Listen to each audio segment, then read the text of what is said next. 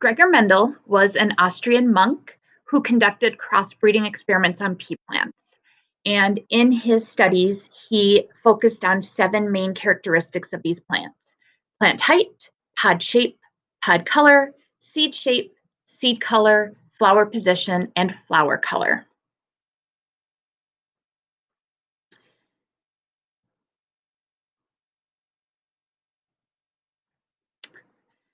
Mendel is considered to be the father of genetics. The experiments that he performed on his pea plants established many of the rules of heredity. And so oftentimes when we talk about these basic rules of genetics, we call them the laws of Mendelian inheritance. So in Mendel's initial experiment, he crossed a tall plant with a short plant. And when he did that, he expected medium plants. When he actually performed the experiment, his results showed that all the offspring were tall plants. There were no medium and there were no short. So in his next experiment, he allowed those tall offspring to self-pollinate. So that would just be like having 2 of the tall plants cross with each other.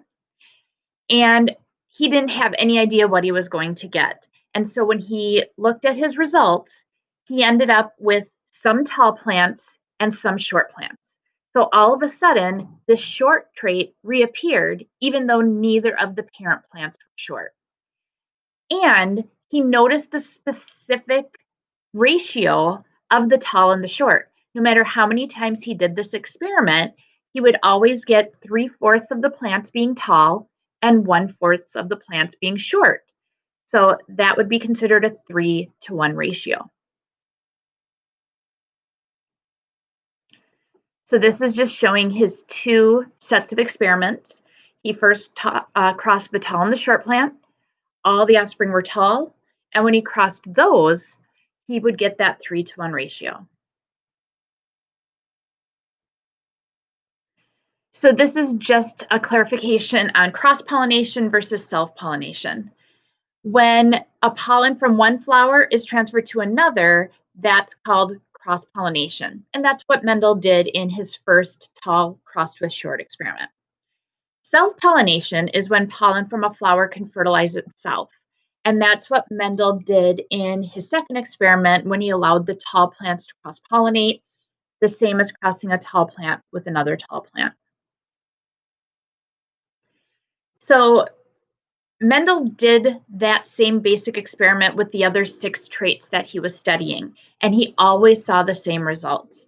He would always cross 2 opposite traits, and only one would show up in the offspring. And then when he self-pollinated that offspring, he ended up getting both contrasting traits again, and always in that 3-to-1 ratio. So based on those experiments, he came up with all of these laws. And so we're going to talk about the vocabulary.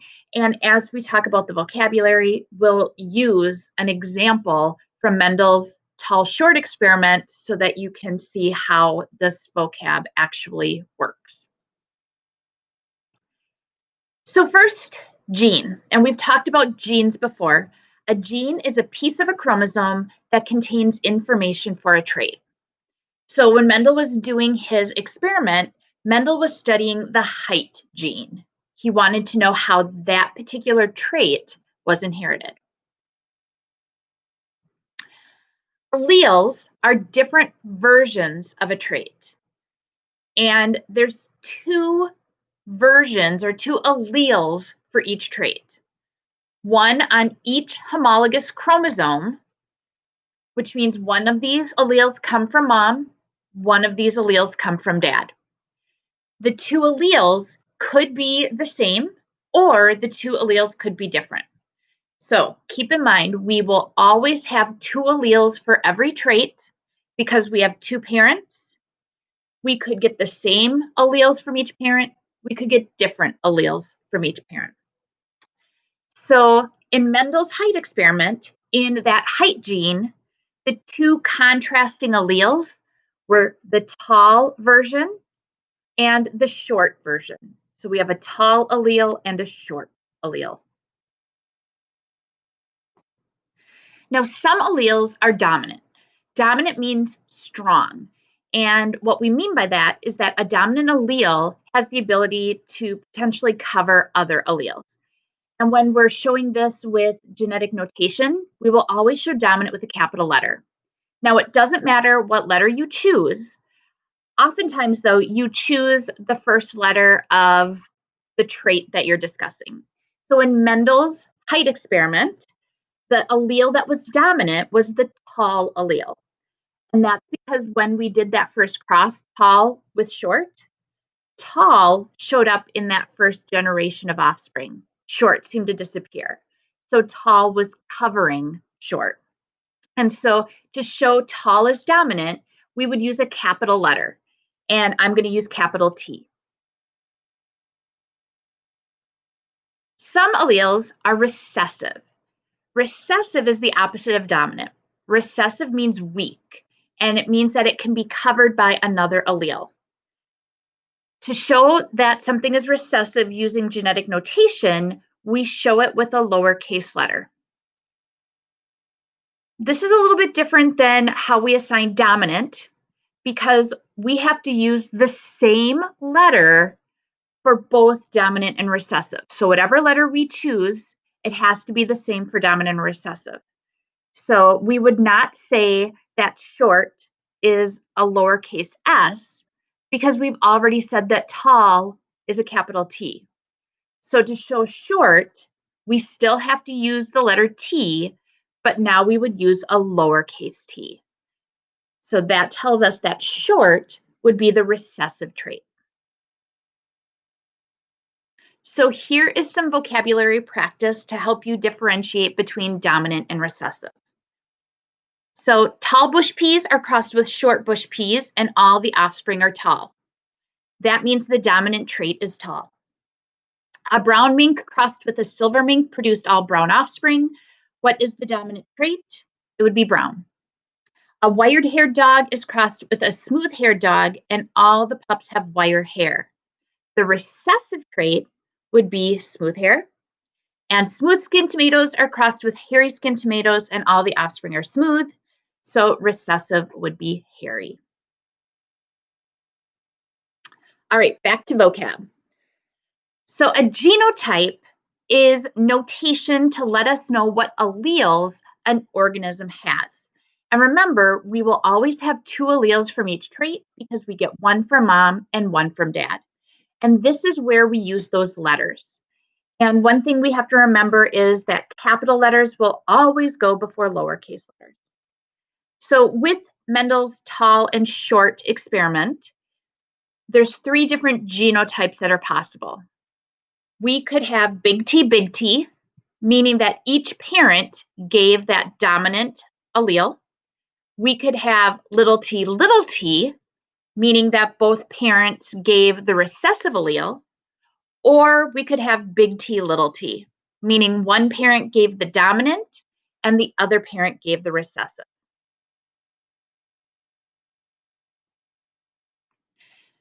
Phenotype is kind of the opposite of genotype.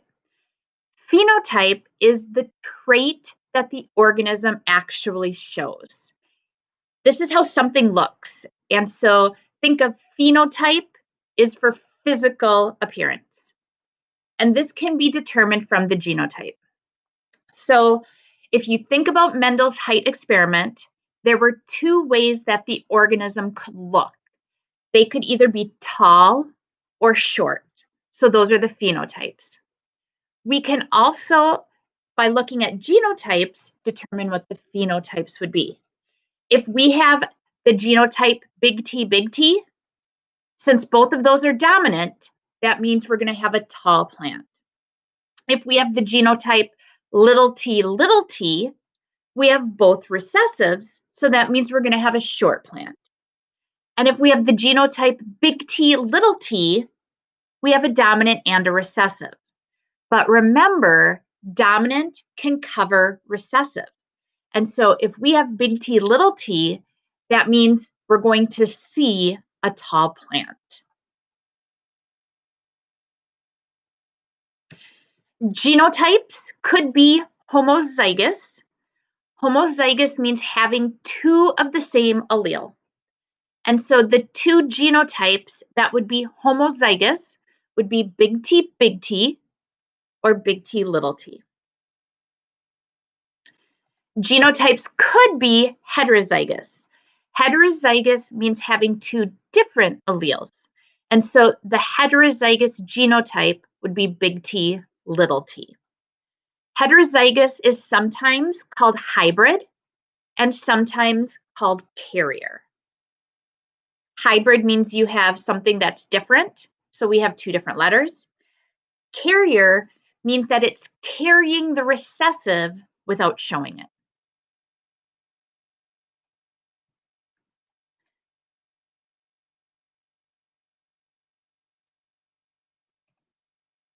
So here's some more vocabulary practice with all of this vocab that we've talked about so far.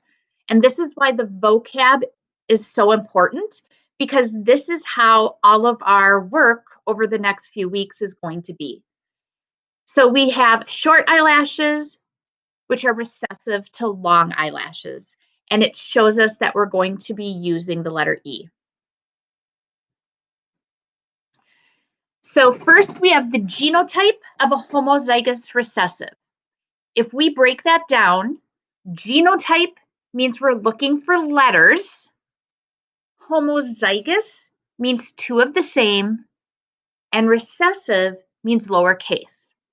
So if we have to write letters that are the same and lowercase, we would have little e, little e. Phenotype of a homozygous recessive. Phenotype is how it would look. So if we have a homozygous recessive, which we know is little e, that is going to look short. The genotype of a heterozygote. So again, letters, and heterozygote means two different letters, so that would be big E, little e. Phenotype of a heterozygote, if we have big E, little e, that's going to look long because the dominant hides the recessive. The genotype of a homozygous dominant, the letters, two of the same, and dominant means it has to be capital, we would have big E, big E. Phenotype of a homozygous dominant, big E is going to look long. Phenotype of a hybrid would be long, and genotype of a hybrid would be big E, little e. Back to some more vocab. The P generation simply means parents. And so in Mendel's experiment, his P generation was those first plants that he crossed, the tall and the short plant. The F1 generation is also called the first filial generation, but we'll always call it the F1.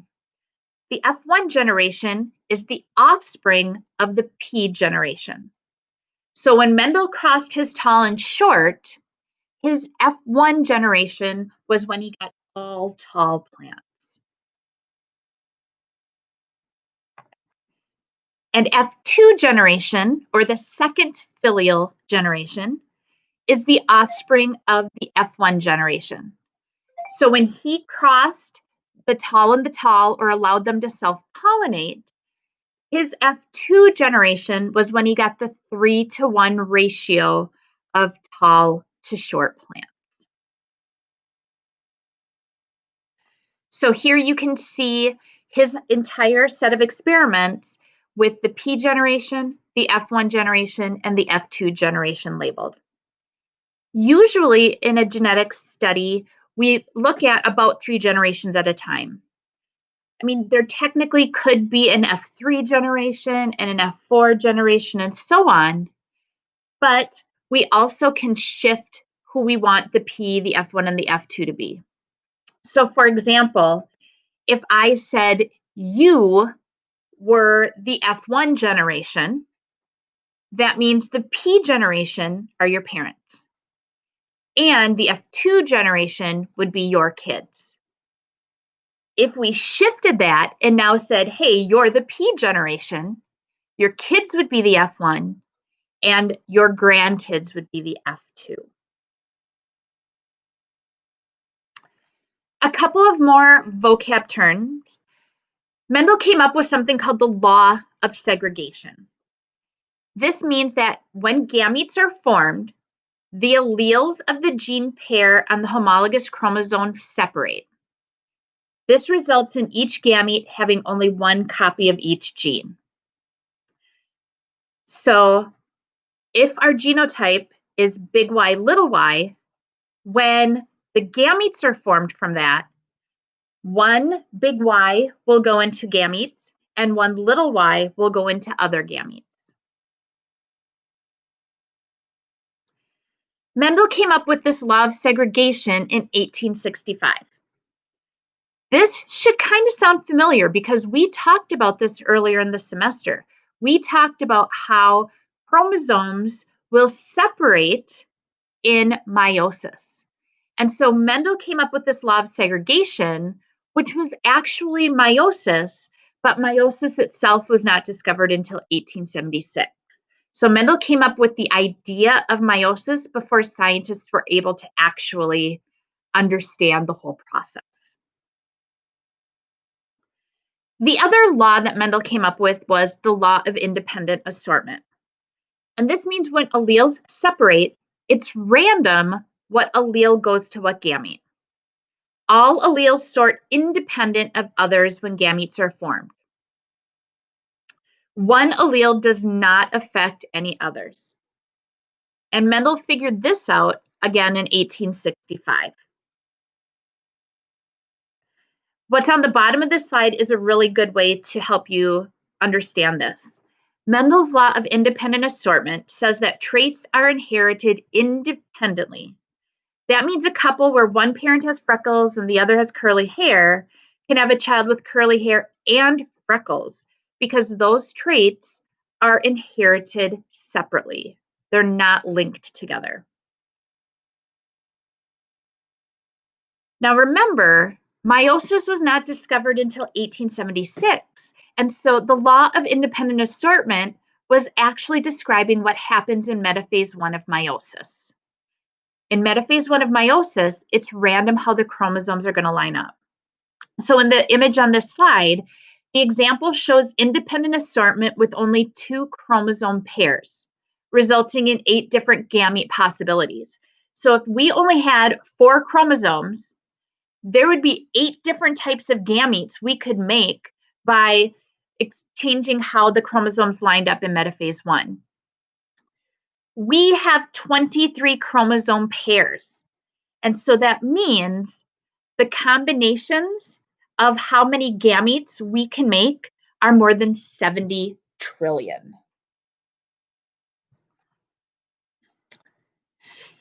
And one really important part of genetics is being able to predict what offspring might look like. And we do that through using a Punnett square. A Punnett square is a chart used to predict the types of offspring parents can have. In a Punnett square, we will use the parents' actual genotypes. And by doing that, we can show all possible combinations of parental alleles, and we can use that to determine probable offspring genotypes and phenotypes. So it allows us to be able to predict what the offspring might have in terms of their genotype as well as their phenotype.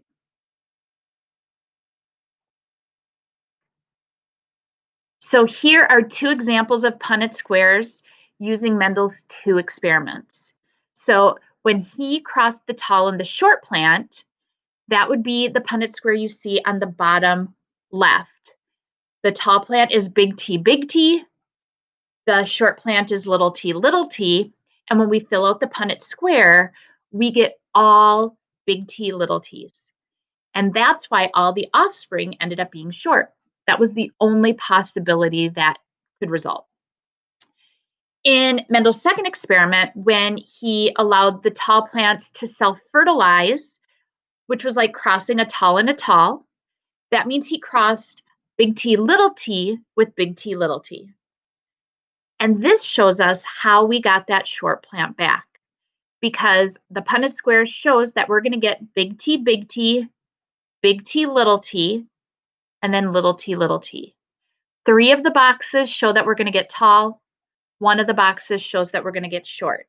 So we would predict the offspring would have that 3-to-1 ratio.